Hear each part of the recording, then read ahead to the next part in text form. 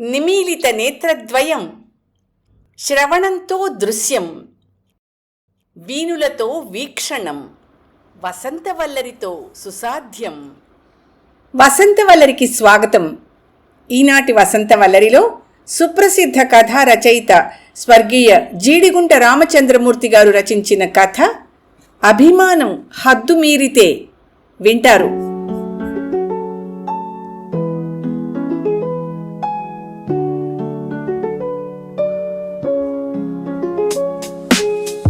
రాంబాబు, సోంబాబు మళ్ళీ చాలా కాలం తర్వాత అనుకోకుండా కలుసుకున్నారు.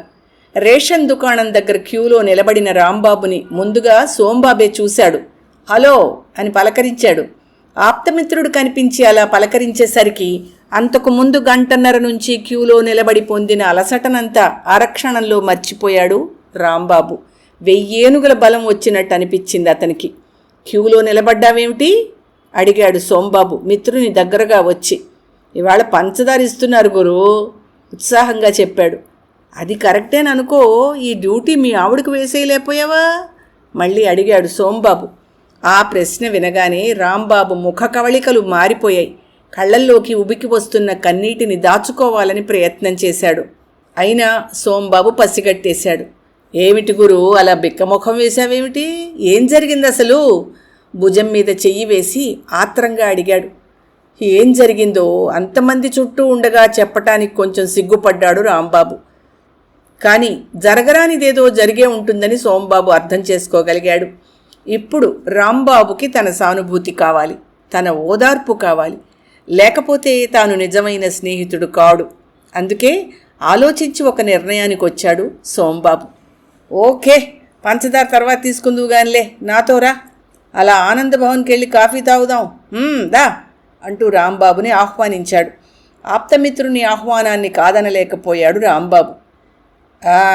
ఇప్పుడు చెప్పు, అసలేం జరిగిందో రోడ్డు మీదకి వచ్చిన తర్వాత అడిగాడు సోంబాబు. మా ఆవిడ పుట్టింటికి వెళ్ళిపోయింది సోంబాబు. రాంబాబు గొంతు ఆ మాటలు అంటుంటే వణికింది. ఎందుకని? ఏం జరిగింది? ఏమీ లేదు, ఆఫ్టర్ ఆల్ వడ్ల గింజలో బియ్యపు గింజ. 4 రోజుల క్రితం ఆకలి రాజ్యం సినిమాకి వెడదాము అంది. నేను వద్దన్నాను, అయినా వినలేదు. తప్పనిసరిగా చూసి తీరాలని పట్టుబట్టింది. కావాలంటే ప్రేమ సింహాసనం చూపిస్తాను తప్ప ఆకలి రాజ్యానికి తీసుకెళ్ళను అని ఖచ్చితంగా చెప్పాను నేను. ప్రేమ సింహాసనంలో ఏముంది అని అడిగింది. ఎన్టీఆర్ ఉన్నాడని చెప్పాను, కానీ ఆకలి రాజ్యంలో కమల్ హాసన్ ఉన్నాడు అని చెప్పింది. ఏమైనా సరే నేనే మొగాణ్ణి కనుక నా మాటే చెల్లాలని వాదించాను. వింటేనా? అంతకీ కావాలంటే అరవం సినిమా అయినా చూస్తాను కానీ ఎన్టీఆర్ సినిమా మాత్రం చూడను అని శపథం చేసింది. అక్కడితో ఆగిందనుకున్నావా? కట్టుకున్న పెళ్ళం కొండంత కోరిక పడి కమల్ హాసన్ సినిమా చూపించమని అడిగితే కాదు కూడదని కసిరిపారేసే మొగుడితో కాపురం చేయడం కంటే కనకదుర్గా విలాసులో పప్పు రుబ్బుకుంటూ బతకడం బెటర్ అని ఛాలెంజ్ చేసింది. దాంతో నాకు ఒళ్ళు మండిపోయిందనుకో. అలా అయితే ఆ పనే చేసుకుంటూ రోజు ఆకలి రాజ్యం చూడు అని కసిరి కొట్టా, అంతే. పెట్టే బేడా పుచ్చుకుని ఇంట్లోంచి వెళ్ళిపోయింది. చెప్పడం ముగించి జేబులోంచి కర్చీఫ్ తీసుకుని కళ్ళు తుడుచుకున్నాడు రాంబాబు. అంతా విన్న తర్వాత అతనిపై ఎలాంటి సానుభూతి కలగలేదు సరికదా, కొంచెం కోపం కూడా వచ్చింది సోంబాబుకి. అయినా నీ వరస నాకేం నచ్చలేదు గురు.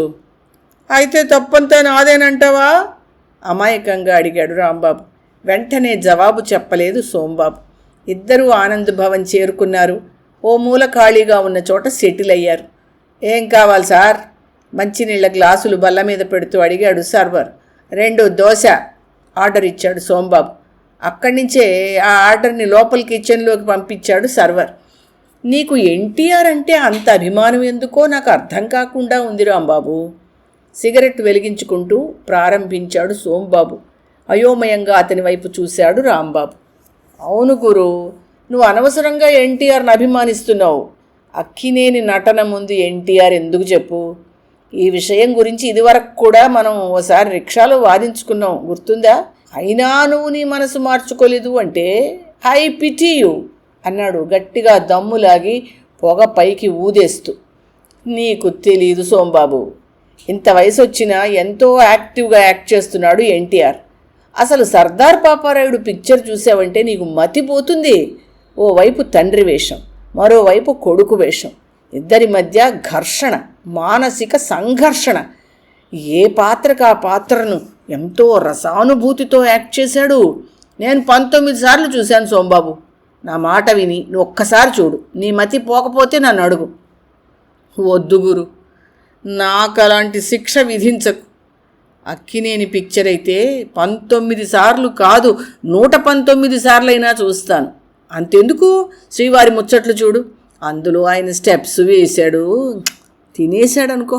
ఈ వయసులో కూడా అంత చలాకీగా స్టెప్స్ వేస్తూ హీరోయిన్ల కంటే అద్భుతంగా డ్యాన్స్ చేస్తున్నాడు అంటే hats off to his talent. ఆ లెక్కన నీకు ఎన్టీఆర్ గురించి అసలు ఏమీ తెలియదన్నమాట. గజ దొంగ చూడబోయ్, తెలుస్తుంది. లేకపోతే డ్రైవర్ రాముడు చూడు, అర్థమవుతుంది. హీరోయిన్తో కలిసి ఆయన స్టెప్స్ వేస్తుంటే హాల్లో బోలెడంతమంది ప్రేక్షకులు ఉత్సాహం పట్టలేక తెర మీదకి డబ్బులు విసిరేశారు. ఆ మాటతో సోంబాబుకి ఉక్రోషం వచ్చింది. వీధిలో ఆ సినిమాల తాలూకు వాల్ పోస్టర్ల మీద మట్టి ముద్దలేశారు. నువ్వు చూడలేదు కాబోలు. అది గిట్టని వాళ్ళు చేసే పనిలే. ఆ మాటకొస్తే మా వీధి మొగలో ప్రేమాభిషేకం వాల్ పోస్టర్ల మీద కూడా మట్టి ముద్దలు కనిపిస్తాయి, వచ్చి చూడు. రాంబాబు సవాల్ చేశాడు. నువ్వెన్నన్నా చెప్పు గురు, ఎన్టీఆర్ ఎన్టీఆరే, అక్కినేని అక్కినేని. ఆ మాట మాత్రం నిజం. అక్కినేని ఎప్పటికీ అక్కినేని. ఎన్టీఆర్ లాగా మాత్రం యాక్ట్ చేయలేడు. మంచినీళ్ల గ్లాస్ తీసుకుంటూ అన్నాడు రాంబాబు. సరిగ్గా అదే క్షణంలో అక్కడికొచ్చిన సర్వరు రాంబాబు చేతిలోంచి ఆ మంచినీళ్ల గ్లాసును విసురుగా లాగేసుకున్నాడు. రాంబాబు సోంబాబు కూడా బిత్తరపోయారు. మీ గోలంతా విన్నాను. గ్లాసులో మంచినీళ్ళన్నీ ఒక్క గుక్కలో తాగేసి మరీ అన్నాడు సర్వర్. వింటే విన్నావు, చేతిలో గ్లాసు లాక్కోవడం ఏమిటి? కోప్పడ్డాడు రాంబాబు. మీరు ఊరికి మునగాడు చూసారా? వాళ్ళిద్దరి వైపు ఊరిమి చూస్తూ ప్రశ్నించాడు సర్వర్.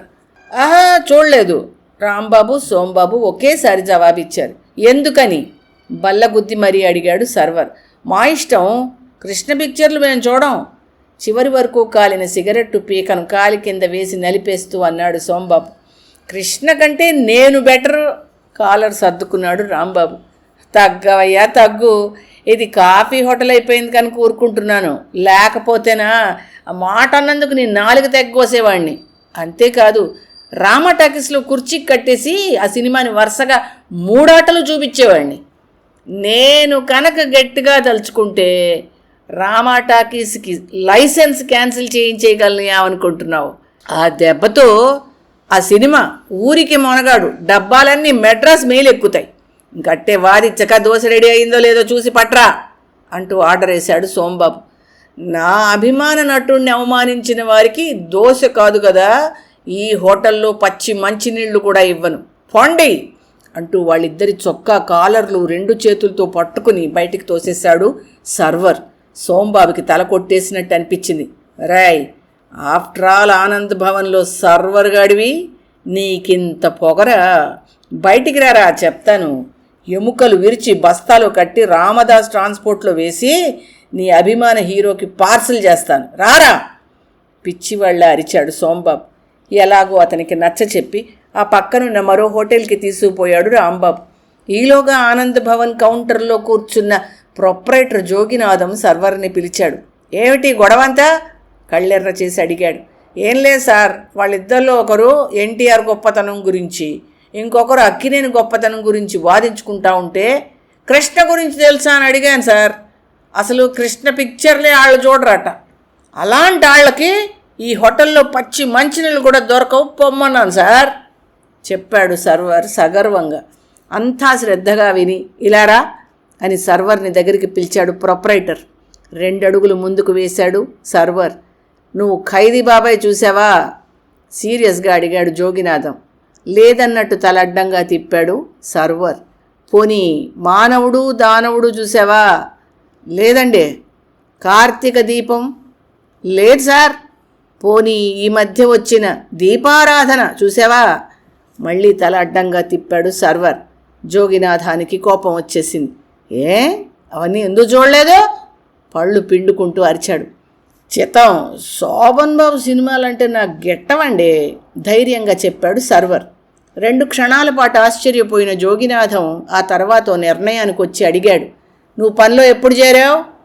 ఇవాళకి 4 రోజులైంది సార్. ఆల్ రైట్, ఈ 4 రోజులకి నీకు 16 రూపాయలు వస్తాయి. ఇందా తీసుకుని వెళ్ళిపో. శోభన్ బాబు సినిమాలు చూడని వాళ్ళు నా హోటల్లో సర్వర్లుగా పనిచేయడానికి వీలు లేదంతే. గట్ అవుట్ అంటూ సర్వర్ని బయటికి గెంటేశాడు జోగినాథం.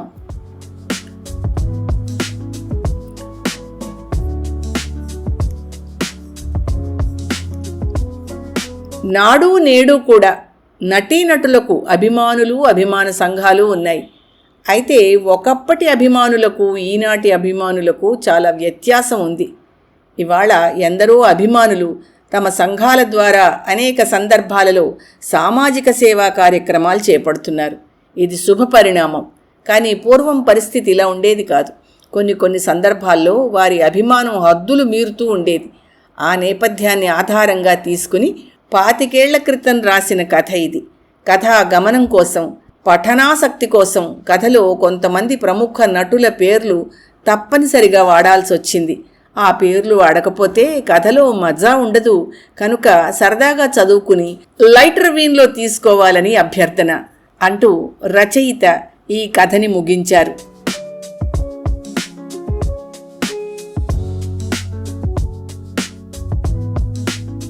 వసంత వల్లరిలో సుప్రసిద్ధ కథా రచయిత స్వర్గీయ జీడిగుంట రామచంద్రమూర్తి గారు రచించిన కథ అభిమానం హద్దుమీరితే విన్నారు.